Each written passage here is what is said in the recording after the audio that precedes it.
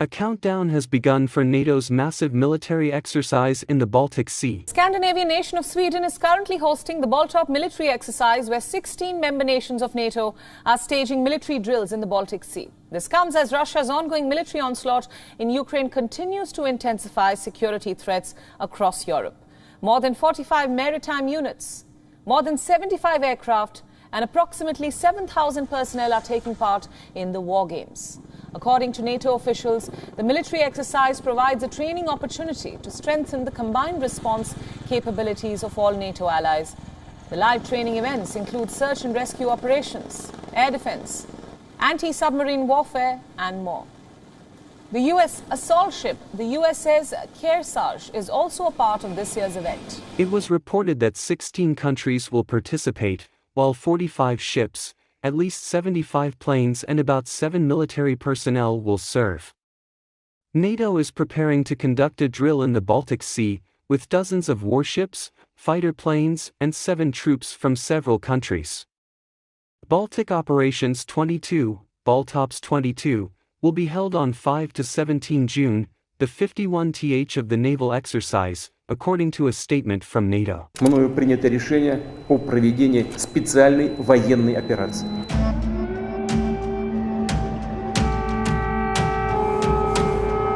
Putin called this a special military operation, but it's clear this is a full-scale invasion. Была паника, истерика, слезы. Как у нас пламя было выше дома. We're like in a cellar. I'm not sure if it's like deep enough to help us to survive.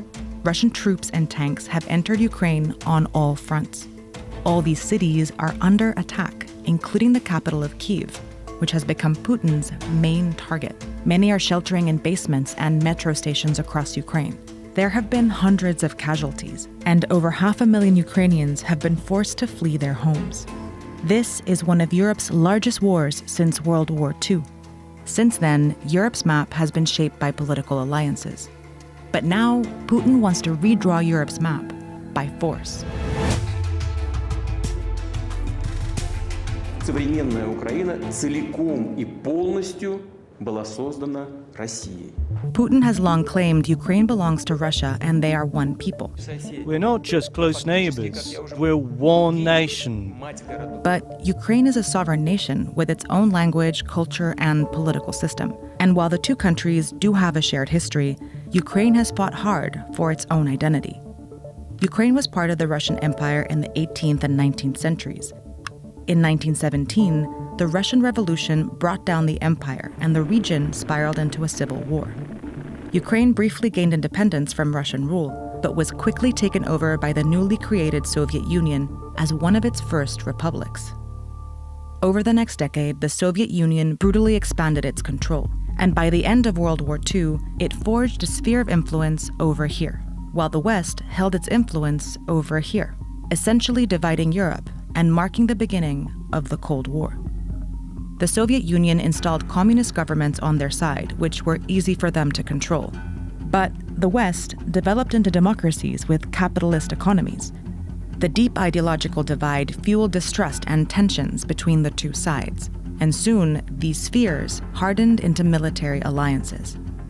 In 1949, these countries, along with the US and Canada, formed the North Atlantic Treaty Organization, or NATO, and promised to defend each other from invasion. A few years later, these countries joined the Soviet-led Warsaw Pact alliance, and each side built up its military to protect itself from the other. Europe remained this way for decades, until one side finally collapsed. By late 1991, republics like Ukraine began declaring independence from Soviet domination. The Soviet Union dissolved into 15 independent countries, including a much weaker Russia. And the Soviet sphere of influence disappeared as many countries overthrew their communist governments. Even though the Cold War ended, the alliance on the other side of Europe was still going strong. In fact, it was expanding. In 1999, Poland, Hungary, and the Czech Republic joined NATO. In 2004, 7 more countries joined. That moved NATO into the old Soviet sphere of influence, making NATO's border with Russia the longest it's ever been. Belarus, Ukraine, and Georgia were now the last post-Soviet countries left between Russia and NATO. But Ukraine and Georgia both wanted to join NATO for a long time, and that made them prime targets for Russia. Ukraine became a NATO partner in 1994, which brought them a step closer to becoming a member. Україна буде в НАТО. Це історична подія для нашого народу. And in 2013, they reached an association agreement with the European Union. But when it came time to sign the deal, Ukraine's pro-Russian government refused. Instead, they chose to strengthen ties with Russia. After the decision was announced, hundreds of thousands of protesters took to the streets to demand the agreement be signed.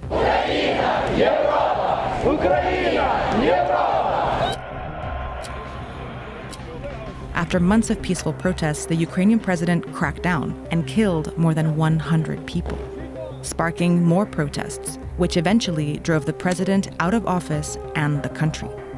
This meant Putin was losing political influence over Ukraine, so he decided to use force instead. First, he invaded and annexed Ukraine's Crimean Peninsula. Then, Russia-backed separatists captured the regions of Donetsk and Luhansk and declared them independent of Ukraine. Since then, Ukraine has been locked in a conflict with Russia that has killed 14,000 people and displaced nearly 2 million. For nearly 8 years, Putin has held on to these regions, destabilizing Ukraine and keeping it from moving closer to the West. But in November 2021, Putin decided to go all in. Satellite images showed at least 100,000 Russian troops and military equipment piling up along the border of Ukraine. Putin repeatedly denied any plans to invade, but weeks later, he presented his demands to the West. His main demand was that NATO stop expanding and move its military borders back to where they were in 1997, away from Russia's. Western leaders rejected his demands. Instead, they put forces on standby and reinforced their military presence in Eastern Europe. Back at Ukraine's border, Russian troops continued to gather. And over here, along its border with Belarus, Russia began conducting huge military drills. On February 21st, the threat of war became real. Считаю необходимым принять уже давно назревшее решение. Незамедлительно признать независимость и суверенитет Донецкой Народной Республики и Луганской Народной Республики. His troops immediately crossed the Ukrainian border into Russian-backed separatist regions under the pretense of peacekeeping. Ukraine announced a state of emergency, and President Zelensky made a direct appeal to the Russian people. Война лишит гарантий всех. Гарантий безопасности не будет больше ни у кого. Кто от этого пострадает больше всего? Люди. Кто этого не хочет больше всего? Люди. Кто может этого не допустить? Люди. Hours later, on February 24th, Putin launched a full-scale invasion in Ukraine. Специальной военной операции.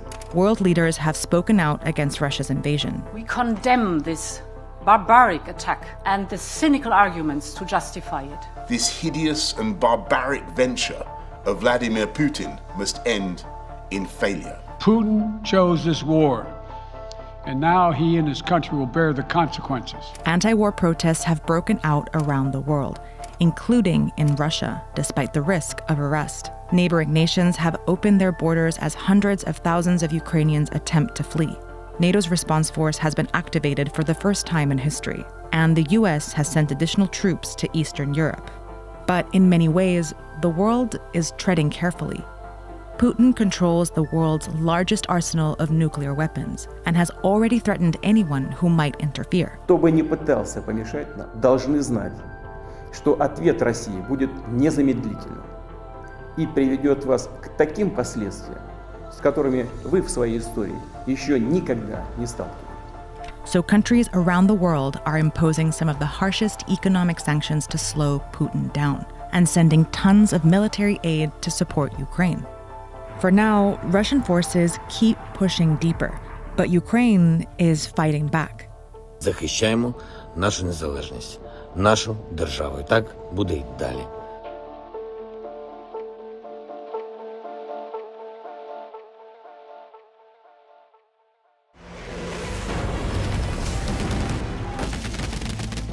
Putin has signaled multiple times that he is not in favor of the alliance of NATO and Ukraine. But do his fears have any ground? Let's have a look at how NATO has expanded over the years.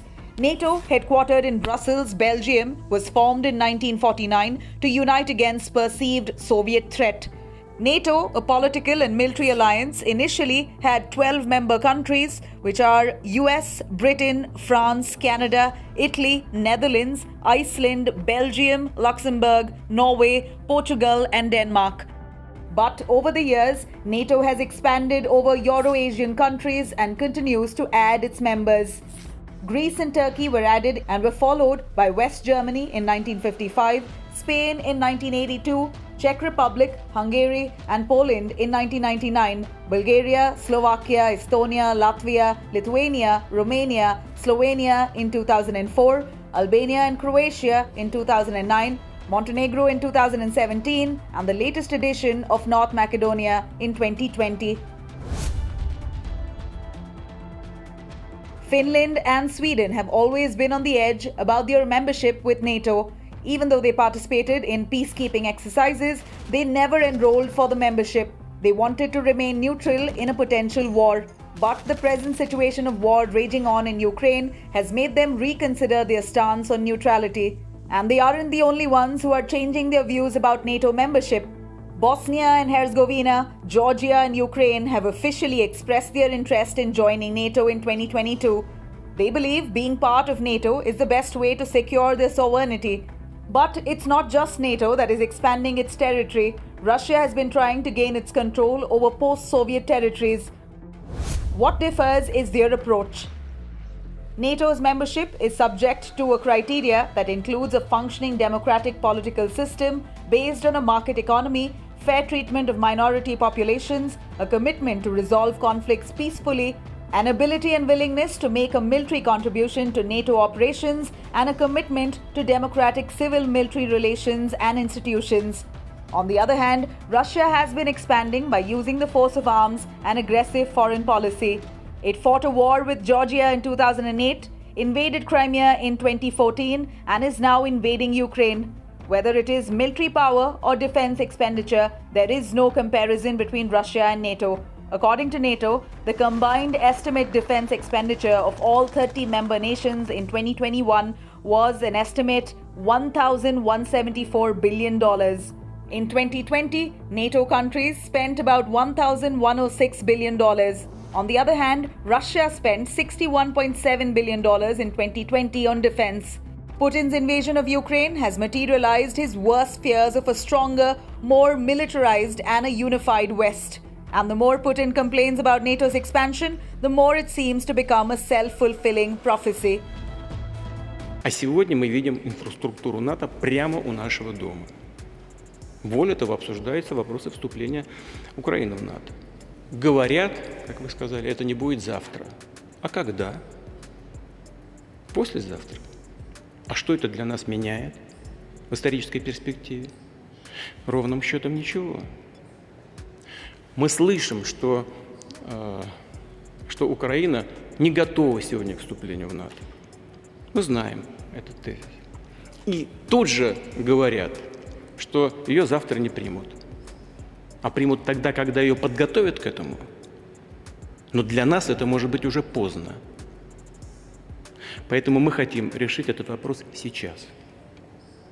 Вот прямо сейчас, в ближайшее время, в ходе переговорного процесса. Today I'd like to provide an update on the crisis involving Russia and Ukraine. From the beginning of this crisis, I have been absolutely clear and consistent.